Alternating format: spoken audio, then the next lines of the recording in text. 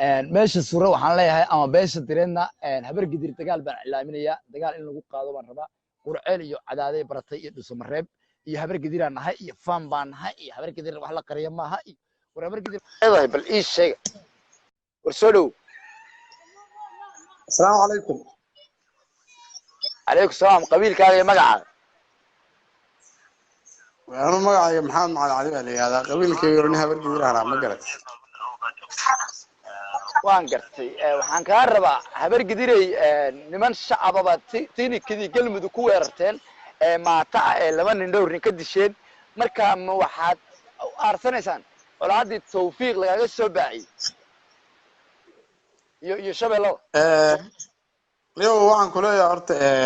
وعن كل شيء يا أرت إلهي كبق نم مسلمنا تهاي وح كشقينا سوا وح خلطان dadka muslimka ah isku guwaado waana marrabo waana meeshan uma soo gelin waxaan kaa rabaa haddii waan soobaysid dad shacab ah ee maata ah ma weerarteen tignika kuma weerarteen cabdibilayaal kuma weerarteen waxaad iiga jawaabtaa tawfiiq waad ogtahay meeshaan kaa mariyey bacaad weyne ma aadi kartid xeraale ma aadi kartid huursho ma aadi kartid adigoo intaas aadi karin inaad dad shacab ah oo xoolo dhaqato ah ciidankii dawladda galmudug ay ku laayaan dad shacab ah maxay ku qabatay dadkaas iyo horta aan waas dhageysano horta magaalada tawfiiq la yiraahdo niman diro oo walaalaha degan oo dabac iyo agoon la yiraahdo walaalaha nahay waxba iskuma qabno Soomaalidu waa istaabataa wax yar baana dhex maray waana ka heshiinay waa walaalaha nahay kuwa kale xiraala degan waa walaalahay muslimku waa dagaala waa heshiiya waxana aqufaysid oo dadka muslimiinta ah walaalaha aqufaysid niyo aduguna ilaahay oo baqsamay cadar iska dilay maalintaan ahayn baa lagu xisaabtami doonaa hadalka aan leedahay malaa'ig baa qoraysa haddii aad shaqaynaysid wax badan oo wanaag ka shaqaysaa kuu furan islaax baa kuu furan horumar baa kuu furan wanaag baa kuu furan dhageysan hadii waqtiisi horumar baa kuu furan dalkaani wuxuu u baahan yahay maanta dadka in la isku soo dhaweeyo qofka soo xaqle qofka soo waqti bixinaya ma ahan inaad shaydaan u kaalmaysid inaad dadkaagi wada dhasho walaalaha aad kala geysid aqliga hadda awada waxa weeye waxa rabtaa dir inaad madax iyo maja isku gelisid marka saa u socotid oo dabac iyo agoon xataa si kala goysid aniguna waxaan rabaa inaan Soomaali isku keeno horta dhameysanaado wadaniyiinta Soomaaliya waxaan wadankeena isku keeno dalkan hawiye iyo daarood iyo dir iyo isaaq iyo muslimo dhan baan rabnaa ku soo dhaweyno wadanka aan ka dhigno wadan Afrika calankiisii iyo meeshuu ka joogo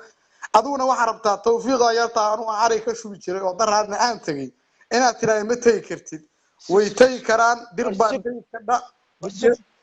warniyo kaadi horta halkay waa dhameystay waxaan ku leeyahay habar gidir marka la yiraahdo laf aanay surra dagaalamin ama qubays ama reer fuq maxamed ma jirto ma garad xeraale hadaad u aadaysid shacab ahaan loo aadi kartaa iyo bacad weyne laakiin dagaal waa kaga soo daashay dagaal waa u aaday waana ku soo jabtay tawfiiq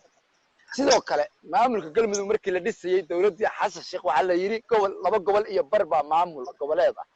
waad ku soo xirigelin weyday dagaal waa ku soo xirigelin weyday waad ku qabsan weyday meel bay isaga saareen maanta nimanka aadleysay ee reer baadiyaha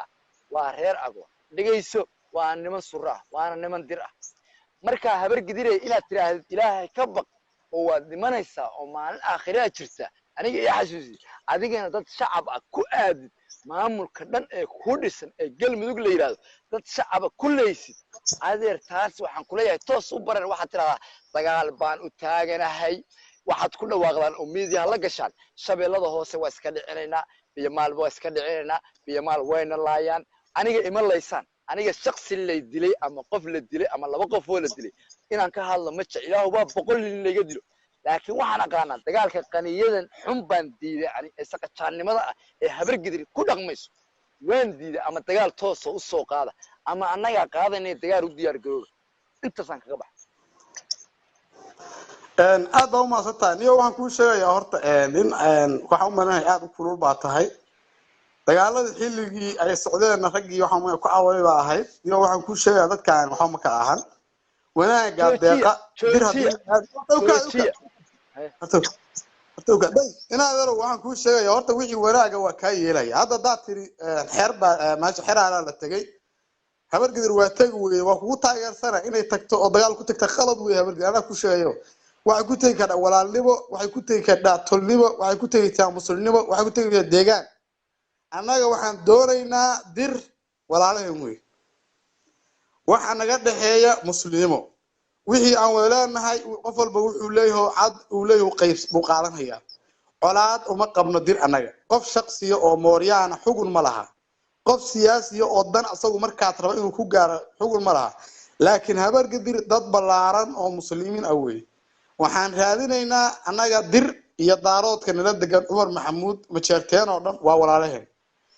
odayaal isdilay 1900 iyo 50kii 1800 isdilay jiray ilaahay baa la xisaabtay nin walba waa dhintay annaga waxaan rabnaa mustaqbalkii wadankeena inaan waxaana badbaadino 1900 ku dhameeyay 1989kii